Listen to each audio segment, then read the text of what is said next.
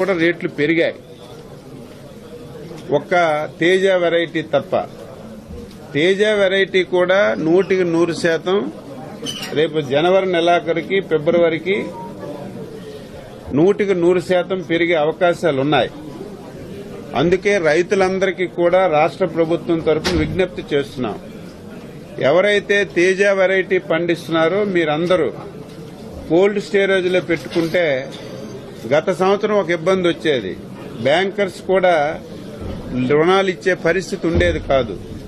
ముఖ్యమంత్రి గారు bankers meeting పెట్టి ఎవరైనా రైతు కోల్డ్ స్టోరేజ్లో మిర్చి పెట్టుకుంటే వాళ్ళందరికీ ఏ బ్యాంక్ అయితే ఉందో ఆ బ్యాంకు ద్వారా రుణాలు ఇమ్మని స్పష్టంగా ఆదేశాలు ఇచ్చాం.